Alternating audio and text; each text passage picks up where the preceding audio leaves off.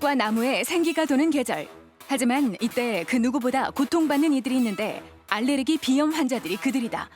또한 진먼지 진드기 등 다양한 원인으로 인해 알레르기 비염 환자들의 고통은 계속되는데 최근 들어 서구화된 생활 습관과 환경 변화로 1년 내내 그 고통을 호소하는 환자들이 늘고 있다.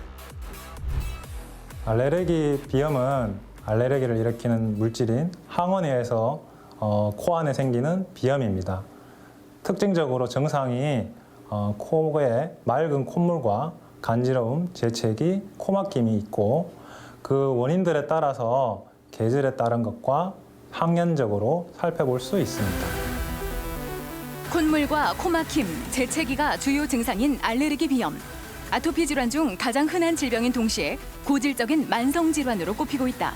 그리고 특이하게도 경제 성장과 함께 알레르기 비염 환자의 수도 가파르게 증가하고 있다는데 멈추지 않는 콧물. 오늘 TV 주치에서는 알레르기 비염에 대해 자세히 알아본다.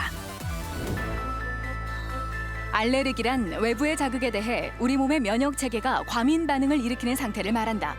그중 알레르기 비염은 천식과 함께 대표적인 알레르기 질환으로 꼽히는데 주로 재채기나 맑은 콧물, 가려움증이나 코막힘 등의 증상이 나타난다.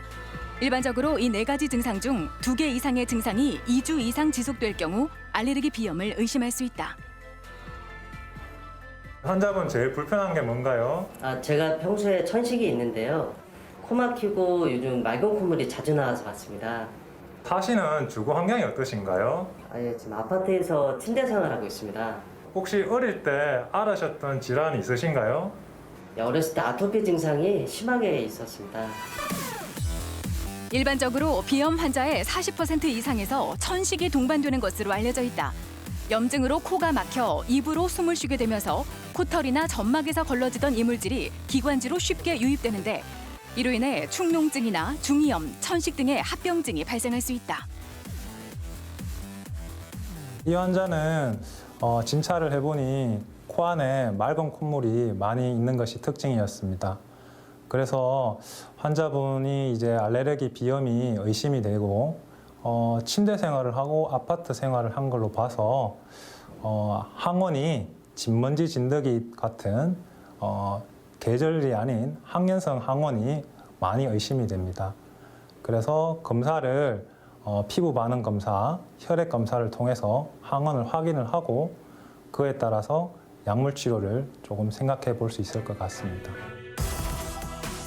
호전과 악화가 반복되는 알레르기 비염은 나이에 따라 그 양상이 다르게 나타나는데 특히 아동 청소년기에 알레르기 비염 환자가 많이 발생하는 이유로 알레르기 행진을 꼽을 수 있다.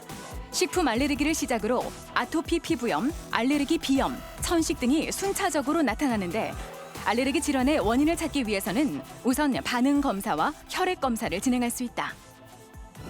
환자분 혹시 제일 불편한 게 뭔가요? 코가 좀 막히고 온몸이 좀 간지럽고 해서 그런 증상으로 왔습니다. 계절에 따라 좀 차이가 있나요? 지금 같은 봄철에 특히 조금 더 심합니다. 환자분 일상생활에 불편하신가요? 숨 쉴 때 좀 답답하다 보니까 직장 생활하면서 좀 불편한 점이 많이 있습니다. 네. 또한 코의 구조적인 문제로 증상이 더욱 심해질 수 있는데 비중격 만곡증과 합의갑계 비대증을 들 수 있다. 비중격이 비정상적으로 휘거나 합의갑계가 부풀어 올라 코를 막는 경우가 그것인데 구조적인 교정 치료가 필요하다.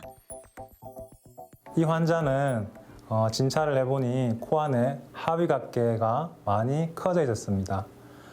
그리고 같이 문진을 해봤을 때 계절에 따라서 특히 봄철에 심한 걸로 봐서 항원이 나무나 그런 계절성 항원이 원인으로 생각이 됩니다.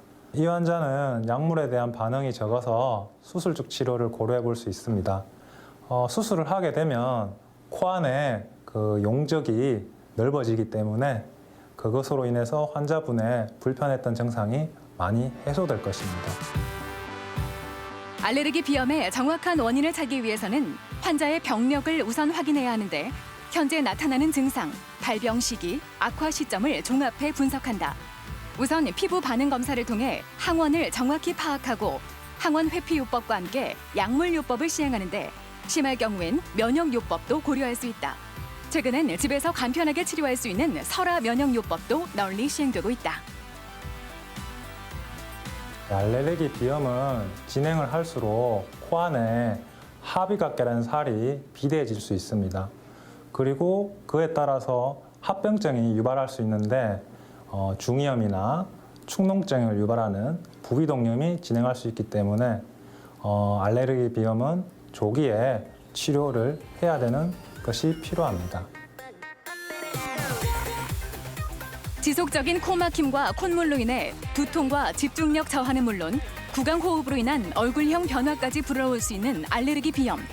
재발률이 높고 치료 또한 까다로워 장기간의 치료가 필요한 질환으로 분류된다.